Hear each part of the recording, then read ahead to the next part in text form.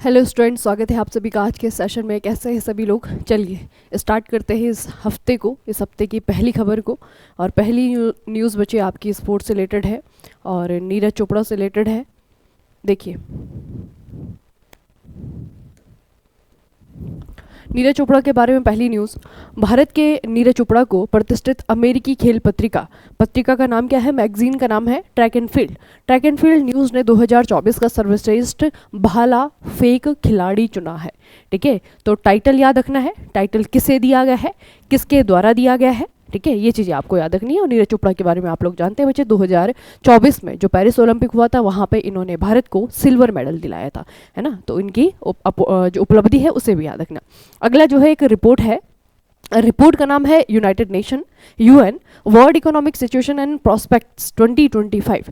2025 के नाम से आपकी ये कह सकते हैं कि 2025 के नाम से एक रिपोर्ट जारी की गई है, संयुक्त राष्ट्र के द्वारा की गई है। ठीक है, अब इस रिपोर्ट में जो है क्या बताया गया है? पहली तो वर्ल्ड इकोनॉमिक सिचुएशन, इसका मतलब है कि ये जो रिपोर्ट है वो हमें एक आर्थिक सर्वे के जैसे जो है आंकड़े बताएगी, जैसे हम अपने कंट्री का इकोनॉमिक सर्वे पढ़ते हैं ना, उसी तरीके से। देखिए, दक्षिण एशिया के लिए निकट अवधि का दृष्टिकोण मौजूद रहने की उम्मीद है, जिसमें 2025 में 5.7% और 2026 में 6.0% की वृद्धि का अनुमान है, जो कि भारत में मजबूत प्रदर्शन के साथ साथ भूटान, नेपाल और श्रीलंका सहित कुछ अन्य अर्थव्यवस्थाओं में आर्थिक सुधार से प्रेरित है। ठीक है, तो बेसिकली बच्चे ये जो रिपोर्ट है, इस रिपोर्ट में जो डेटा है वो काफ़ी ज़्यादा डेटा है। ठीक है, लेकिन हमें सिर्फ भारत के लिए इसे याद रखना है। तो भारत जो है लाई करता है, अगर हम ग्लोबल लोकेशन देखेंगे इंडिया की, तो भारत आपका कहाँ पे है? यह है दक्षिण एशिया का कंट्री। ठीक है, तो दक्षिण एशिया के बारे में ये जो आपकी रिपोर्ट है वो क्या कहती है? ये कहती है कि जो ग्रोथ रेट है इन सेक्टर की, भारत हो गया, भारत के साथ में उसके जो पड़ोसी देश हो गए, भूटान हो गया, नेपाल हो गया, श्रीलंका हो गया, इन इकोनॉमी में आपको आने वाले साल यानी कि 2026 में ग्रोथ देखने को मिलेगी। ठीक है, 2025 में यहाँ पे ग्रोथ रेट कितनी है? 5.7%। ठीक है, इतना रहने की उम्मीद है। और 2026 में जो है आपका यही 5.7% बढ़कर के 6% होने की उम्मीद है। ठीक है, तो ये जो है बताया गया है। ये चीज़ें बच्चे आपको याद रखनी है। ठीक है, संयुक्त राष्ट्र विश्व आर्थिक स्थिति और संभावनाएं रिपोर्ट है, यूनाइटेड नेशन के द्वारा जारी की गई है। ऐसा नहीं है कि इसमें सिर्फ यही डेटा है पढ़ने के लिए बहुत सारे डेटा हैं, लेकिन इंपॉर्टेंट जो चीज़ें हमें याद रखनी है वो आपको साउथ एशिया के बारे में याद रखनी है कि साउथ एशिया की जो ग्रोथ रेट है वो बढ़ने कितना अनुमान लगाया गया है। ठीक है, तो कितना अनुमान लगाया गया है? 2025 में 5.7 और 2026 में आपका 6.0%। ये डेटा जो है आपको याद रखना है। अगला है एक इंडिया की ही स्कीम कह सकते हैं, इसे प्रोजेक्ट कह सकते हैं, कार्यक्रम है पूर्वोत्तर में इन रोड।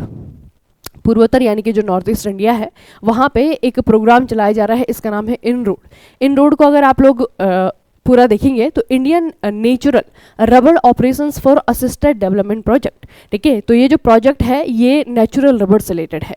ठीक है, और इसके लिए परियोजना को प्राकृतिक रबर की गुणवत्ता में सुधार के लिए लगभग 100 करोड़ की वित्तीय सहायता दी गई है। किसके द्वारा? सेंट्रल गवर्नमेंट के द्वारा। ठीक है, तो ये जो इन रोड बच्चे प्रोग्राम है या फिर प्रोजेक्ट है, इसे याद रखिएगा कि ये किस चीज़ से रिलेटेड है। तो इन रोड में अगर आप लोग देखेंगे तो जो आपका N और R है ये है नेचुरल रबर।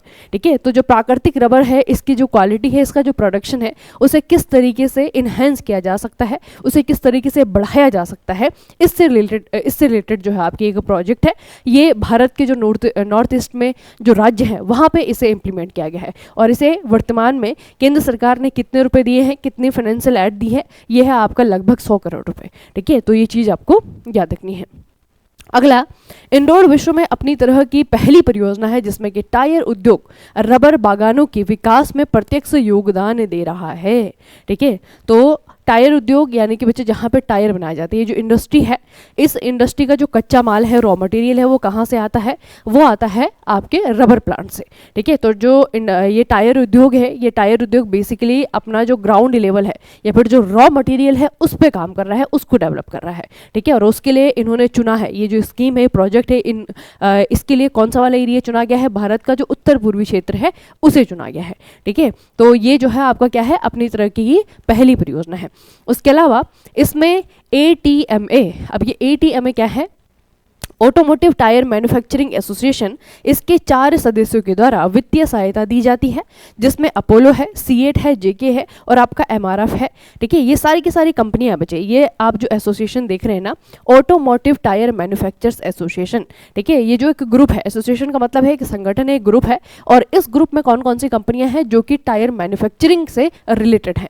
ठीक है, तो उन कंपनियों का एक ग्रुप है, और उन कंपनियों में से भी आपके जो 4 कंपनियां हैं, आप लोगों ने इनका नाम तो सुना होगा, अपोलो का नाम सुना होगा, सीएट का नाम आप लोगों ने सुना होगा, ठीक है, जेके हो गया, एमआरएफ का भी आप लोगों ने नाम सुना होगा। ठीक है, तो ये जो कंपनियां हैं बच्चे, ये कंपनियां क्या कर रही हैं, चारों कंपनियां मिलकर के जो है, जो भारत में रबर उद्यान का जो डेवलपमेंट है या फिर उसका जो प्रोडक्शन है, उसकी गुणवत्ता को सुधार करना है, इस तरीके को चीज़ों के लिए जो है आपका ये जो स्कीम चलाई गई है सेंट्रल गवर्नमेंट के द्वारा, उसमें अपना योगदान देती है, उसमें सहयोग करती हैं। ठीक है, तो ये थोड़ा सा बच्चे याद रखिएगा कि इन रोड जो आपकी इन रोड ये जो स्कीम है, ये किस चीज़ से रिलेटेड है, ठीक है, कहाँ पे इसे इम्प्लीमेंट किया गया है, और इसमें जो है कौन शामिल है, या फिर इसमें जो है आपका जो फाइनेंशियल एड दी जा रही है वो किसके द्वारा दी जा रही है। ठीक है, तो एक तरफ आपके भारत की सरकार है और दूसरी तरफ जो है आपका ये कंपनियां हैं। ठीक है, कंपनियों का नाम आप लोगों ने सुना होगा। ठीक है, तो ये टायर कंपनियां हैं जो कि अपने रॉ मटेरियल को अच्छा करने के लिए कह सकते हैं, उसकी क्वालिटी को इम्प्रूव करने के लिए कह सकते हैं। ठीक है, तो उसके लिए जो है ये फाइनेंशियल एड देती हैं। ठीक है, और दूसरा क्या है कि ये जो पूरा प्रोजेक्ट है, इसको इम्प्लीमेंट कौन करता है, तो इसे इम्प्लीमेंट भी भारत सरकार के एक बोर्ड के द्वारा किया जाता है, जिसे कहते हैं भारतीय रबर बोर्ड। ठीक है, भारतीय रबर बोर्ड के द्वारा इस परियोजना को क्या किया जा रहा है, इम्प्लीमेंट किया जा रहा है नॉर्थ ईस्ट स्टेट्स में। अगला साइंस एंड टेक से रिलेटेड है। रक्षा अनुसंधान एवं विकास संगठन DARDO, इन्होंने हिम कवच बहुपरत वस्त्र प्रणाली शुरू की है, जिसे विशेष रूप से +20 डिग्री से लेकर के आपका 60 डिग्री सेंटीग्रेड तापमान रेंज के लिए अत्यधिक ठंडे मौसम की स्थिति में इष्टतम सुरक्षा प्रदान करने के लिए डिज़ाइन किया गया है। ये आपका याद रखना बच्चे। ठीक है, -22 -60। ठीक है, तो ये जो आप लोग कपड़े देख रहे हैं, बेसिकली आप लोगों को एक पैटर्न देखने को मिल रहा होगा कि ये अधिकतर जो है, जो हमारे आर्मी पर्सोनल है ना, आर्मी पर्सोनल है, वो लोग जो कि ठंड में तैनात हैं हमारी सिक्योरिटी के लिए, हमारी आर्मीज है ना, अलग अलग जो पैरामिलिट्री ट्रूप्स हैं या फिर जो आपकी मिलिट्री ट्रूप्स हैं। ठीक है, उनको जहाँ पर खास करके हिमालय वाले क्षेत्र में, तो हिमालयन जो स्टेट है वहाँ पे सर्दियों के मौसम में बच्चे बहुत कम टेम्परेचर रहता है, लेकिन फिर भी जो है हमारी जो फौज है, हमारी जो कह सकते हैं कि सैनिक है, वो जो है यहाँ पे तैनात रहते हैं, है ना। तो उन लोगों के लिए DRDO के द्वारा क्या किया गया है, एक हिम कवच क्या है, मल्टी लेयर क्लोथिंग सिस्टम। ठीक है, ये जो है डिज़ाइन किया गया है। ठीक है, तो इसमें सिर्फ कितना आ सकता है आपका कि हिम कवच क्या है, मल्टी लेयर डिजाइनिंग सिस्टम है। दूसरा आएगा कि हिम कवच किसके द्वारा डेवलप किया गया है, तो DRDO के द्वारा जो है इसे इंट्रोड्यूस किया गया है, पर या फिर इनके द्वारा डेवलप किया गया है। किसके लिए किया गया है, इसका जो मेन फोकस है वो है हमारे आर्मी पर्सनल। ठीक है, जो बच्चे इंडियन आर्मी के सैनिक है, जो इंडियन पैरामिलिट्री के सैनिक है, जो कि तैनात है ठंड वाले राज्यों में, वहाँ पे, और खास करके हिमालय वाले रीजन में, वहाँ पे जो तैनात है उनके लिए जो है आपका ठंड से बचने के लिए या फिर जो बहुत ज़्यादा सर्द कंडीशन होती हैं वहाँ पे जो है काम करने के लिए ये किया गया है। ठीक है, तो हिम कवच याद रखेंगे और DRDO याद रखेंगे। अगला है आपका बेंगलुरु। कहाँ पे, बेंगलुरु मेडिकल कॉलेज एवं रिसर्च इंस्टीट्यूट के द्वारा दक्षिण भारत में भारतीय चिकित्सा अनुसंधान परिषद की पहली संक्रामक रोग अनुसंधान और निदान प्रयोगशाला, एक लेबोरेटरी है। ध्यान से सुनिएगा इस लैब का नाम, क्योंकि ये पहली है, पहली संक्रामक रोग अनुसंधान और निदान प्रयोगशाला इसकी मेजबानी करेगा, यानी कि यहाँ पे डेवलप की जा रही है।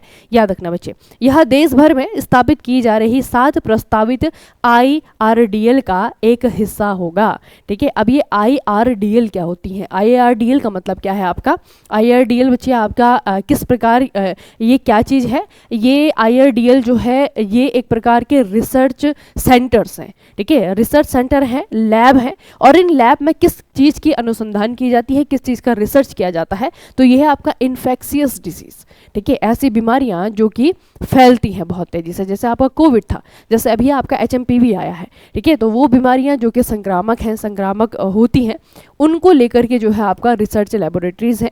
और इसी तरीके से बच्चे आपका भारत में 7 IRDL बनेंगे। ठीक है, तो सबसे पहले का आपका ये नाम अनाउंस हो गया है, याद रखना कि आपका कहाँ पर बन रही है या फिर कहाँ पे जो है इसे ओपन किया गया है। तो ये है आपका बेंगलुरु में medical college and research institute के अंदर। ठीक है, दक्षिण भारत में भारतीय चिकित्सा अनुसंधान परिषद की है ये। ठीक है, और कहाँ पे इसका जो लोकेशन है उसे याद रखना, Bengaluru medical college and research institute के अंदर जो है ये लेबोरेटरी आपकी स्टैब्लिश की गई है। ठीक है, तो बेंगलुरु याद रखिएगा बच्चे, और लैब का नाम याद रखना IRDL। इसी तरीके से आपकी 6 और बनेंगी। ठीक है, जैसे आपकी पहली बनी है ना, इसके बाद में जो है आपकी 6 और प्रस्तावित है, टोटल 7 प्रस्तावित हैं। अगला है भारतीय जिनोमिक डेटा सेट का अनावरण किया गया और केंद्रीय मंत्री डॉक्टर जितेंद्र सिंह के द्वारा डेटा प्रोटोकॉल के आदान प्रदान के लिए रूपरेखा और भारतीय जैविक डेटा केंद्र पोर्टल लॉन्च किए गए, जिसमें कि भारत और दुनिया भर के शोधकर्ताओं के लिए लगभग 10,000 संपूर्ण जीनोम नमूने सुलभ हो गए हैं। ठीक है, तो बेसिकली बच्चे इसमें आपकी 2 चीज़ें लॉन्च हुई हैं। जो हमारे ये साइंस मिनिस्टर हैं डॉक्टर जितेंद्र सिंह, इनके द्वारा 2 चीज़ें लॉन्च की गई हैं। पहला तो इन्होंने जो है प्रोटोकॉल्स, डेटा प्रोटोकॉल्स, ठीक है, प्रोटोकॉल्स का मतलब होता है नियम। ठीक है, तो एक नियमावली इन्होंने जारी की है, और दूसरा जो है इन्होंने एक पोर्टल लॉन्च किया है। ठीक है, तो पोर्टल का नाम ज़्यादा इंपॉर्टेंट है, याद रखना, इंडियन बायोलॉजिकल डेटा सेंटर। ठीक है, इस पोर्टल का नाम है, और यहाँ पे बेसिकली क्या है, यहाँ पे आपके जीनोम के नमूने हैं। ठीक है, उनके सैंपल है बहुत, लगभग आप लोग देख रहे हैं 10,000। ठीक है, लगभग 10,000 जो है जीनोम के सैंपल यहाँ पे हैं, ताकि जो इंडियन रिसर्चर्स हैं या फिर जो बाहर के रिसर्चर्स हैं, नेशनल है चाहे इंटरनेशनल है, उनके लिए जो है एक तरीके से इंफॉर्मेशन के लिए, ठीक है, जीनोम से रिलेटेड जो इन्फॉर्मेशन है, उनके सैंपल से रिलेटेड जो आपकी इन्फॉर्मेशन है उसको यहाँ पे प्रोवाइड किया गया है। ठीक है, अब बच्चे ये जो किया गया है ना, ये एक परियोजना के तहत हो रहा है। ठीक है, तो थोड़ा सा इसके बारे में देखते हैं, क्योंकि ये काफ़ी बार जो एग्जाम में पूछा गया है। देखिए, भारत अब विदेशी जीनोमिक डेटा पर निर्भर नहीं है। इससे पहले भारत के पास में कोई भी इस प्रकार का डेटा, एक सुव्यवस्थित डेटा नहीं था। ठीक है, जो हमारे रिसर्चर्स हैं वो बाहर के ही डेटा को इस्तेमाल करते थे अपनी रिसर्च के लिए। ठीक है, तो भारत जो है अब क्या होगा, विदेशी जीनोमिक डेटा पर निर्भर नहीं है। उसके बाद में है आपका भारत अब जैविक प्रौद्योगिकी क्षेत्र में विश्व स्तर पर 12वें स्थान पर है, और एशिया प्रशांत क्षेत्र में 3रे स्थान पर है। जिनोम इंडिया परियोजना, इसे याद रखना बच्चे, जिनोम इंडिया परियोजना क्या है, लगभग 10,000 मानव जीनोम डेटा सेट देश की 99 जातीय आबादी से स्वस्थ व्यक्तियों के अनुक्रम ने भारत की आनुवंशिक विविधता का आधारभूत मानचित्र बनाने में मदद की है। तो इंडियन गवर्नमेंट के द्वारा एक प्रोग्राम चलाया जा रहा है, जो कि आपका किस चीज़ से रिलेटेड है, बायोटेक्नोलॉजी से रिलेटेड है। ठीक है, याद रखना, जैव प्रौद्योगिकी, बायोटेक्नोलॉजी। तो बायोटेक्नोलॉजी से रिलेटेड जो है आपका साइंस का सेक्टर का है बच्चे। ठीक है, बायोटेक्नोलॉजी से रिलेटेड जो है भारत सरकार एक परियोजना चला रही है, जिसमें आपका क्या है, जिनोम इंडिया परियोजना है। ठीक है, नाम क्या है इसका, जिनोम इंडिया परियोजना है। तो ये जो आपका प्रोजेक्ट है, इसमें आपका बेसिकली क्या क्या है, देखिए 10,000 से ज़्यादा ह्यूमन जीनोम डेटा सेट यहाँ पे आपको मिलेगा। The sequence of healthy individuals, ठीक है, हेल्दी यानी कि जो स्वस्थ लोग हैं, स्वस्थ प्राणी हैं, उनका जो है यहाँ पे आपका जीनोम कलेक्ट किया गया है। 99 ethnic populations of the country, ठीक है, मतलब कि हमारी जो जनसंख्या है, हमारे देश की जो जनसंख्या है, उनमें से जो है आपका 99 एथनिसिटी से, आपको पता है ना बच्चे कि इंसान जो है मतलब इंसान भी क्या है, एक प्रकार का जानवर ही है ना, जंतु में ही जो है, जब आप बायोलॉजी पढ़ते हैं तो वहाँ पे इंसान को भी जो है आप जंतु के ही साथ में पढ़ते हैं ना। तो इंसान एक जंतु है, तो इसकी भी क्या है, अलग अलग नस्ल हैं।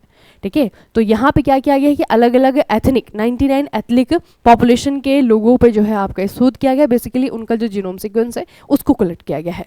ठीक है, तो ये जो है आपका क्या करेगा, ये बच्चे इंडिया का जो जेनेटिक डाइवर्सिटी है, ठीक है, कि इंडिया में जो जीन है उसमें कितना डाइवर्सिफिकेशन है, उसमें कितनी अलग चीज़ें हैं, उसमें कितनी विविधता है, इसको लेकर के जो है ये आपका एक मैप बनाएगा। ठीक है, या फिर इसका जो डेटा है वो क्लियर करेगा। ठीक है, तो ये जो परियोजना है, ये ऐसी परियोजना नहीं है बच्चे कि 1 साल की, 2 साल की, 3 साल की, बहुत लंबे समय तक यह परियोजना चलेगी। अभी जो है लगातार साइंटिस्ट जो हैं, जो जीनोम सैंपल हैं उनको, जो जीन सैंपल हैं उनको लगातार जो है कलेक्ट कर रहे हैं। ठीक है, और इसका इस्तेमाल जो है हमारे जो साइंटिस्ट हैं उनके द्वारा रिसर्च में किया जाएगा।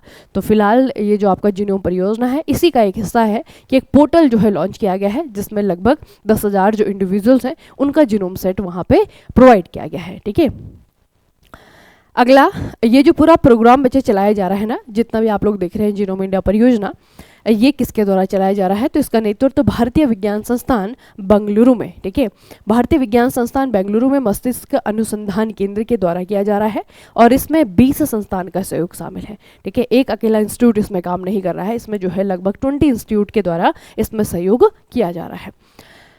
अब आते हैं छोटी खबरों पे। सबसे पहले है राष्ट्रपति द्रौपदी मुर्मू ने प्रवासी भारतीय दिवस के 18वें संस्करण में 27 प्राप्तकर्ताओं को प्रवासी भारतीय सम्मान पुरस्कार से सम्मानित किया है। 10 जनवरी 2025 को भुवनेश्वर ओडिशा में इसका सम्मेलन हुआ था।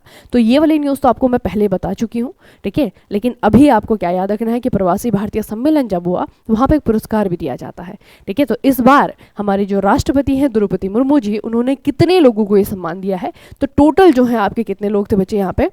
टोटल 27 लोगों को ये सम्मान दिया गया है, ठीक है। और 2025 का ये जो सम्मेलन है ये कौन सा नंबर का है? ये 18वां संस्करण है, इतना याद रखना है। अगला है इन्फोसिस साइंस फाउंडेशन।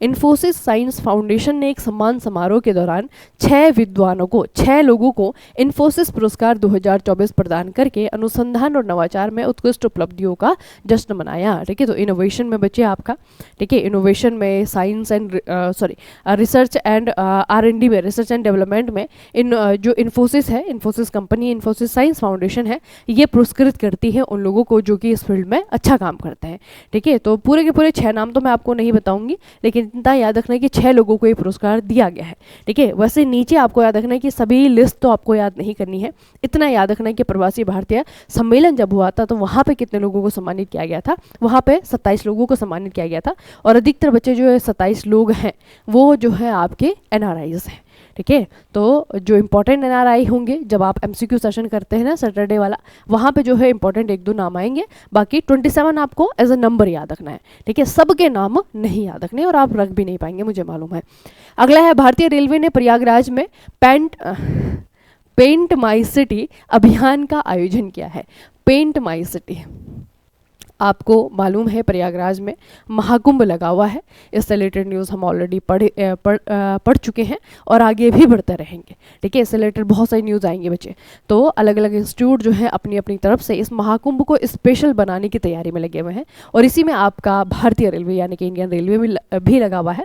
और इंडियन रेलवे ने बच्चे देखे क्या किया है, अगर आपको पिक्चर नहीं दिख रही ध्यान से तो जो प्रयागराज के लोग हैं उन्हें तो मालूम ही होगा। ये देखिए बच्चे, ये पूरी की पूरी बिल्डिंग्स है, जो पूरा कलर पेंट हुआ है ना, ये जो है प्रयागराज में जो सरकारी बिल्डिंग्स है अधिकतर या फिर खाली दीवारें हैं, ठीक है, वहाँ पे जो है आपका पेंट किया गया है, ठीक है। और ये पेंट का खर्चा कौन दे रहा है? तो ये पेंट का खर्चा जो है भारतीय रेलवे के द्वारा दिया जा रहा है। तो भारतीय रेलवे ने प्रयागराज में महाकुंभ के अवसर को सेलिब्रेट करने के लिए क्या किया है, यहाँ पे प्रयागराज में पेंट माई सिटी, इसका एक अभियान, इसका एक प्रोजेक्ट जो है आपका शुरू किया है, ठीक है, इतना याद रखेंगे। अगला है राष्ट्रमंडल देशों के सांसदों के अध्यक्षों और पीठासीन अधिकारियों का 28वां सम्मेलन 2026 में भारत में आयोजित किया जाएगा। है तो ये बहुत दूर की बात, लेकिन फिर भी याद रखना, ठीक है। ये क्या है बच्चे? राष्ट्रमंडल देश जो कॉमनवेल्थ कंट्रीज़ हैं उनके संसदों के अध्यक्षों और पीठासीन अधिकारियों का सम्मेलन कहाँ पे किया जाएगा? 2026 में भारत के द्वारा होस्ट किया जाएगा, ठीक है। तो ये जो है आपका CSPOC कॉमनवेल्थ कंट्रीज़ का, ठीक है, जो कॉमनवेल्थ कंट्रीज़ हैं उनके जो स्पीकर्स हैं, उनके जो प्रेसिडिंग ऑफिसर्स हैं, उनकी एक संसद होती है, उनकी एक मीटिंग होती है और उसका सम्मेलन जो है भारत के द्वारा होस्ट किया जाना है, इतना याद रखेंगे, ठीक है। तो ये 2 छोटी छोटी खबरें हैं, बाकी जो है आप लोगों ने बड़ी बड़ी खबरें पढ़ी हैं, ठीक है। तो आज का इस हफ्ते का पहला सेशन यहीं पे समाप्त करते हैं, मिलेंगे कल के सेशन में, तब तक के लिए पढ़ते रहेंगे, बढ़ते रहेंगे, अपना खूब सारा ख्याल रखेंगे। आप सभी का बहुत बहुत धन्यवाद।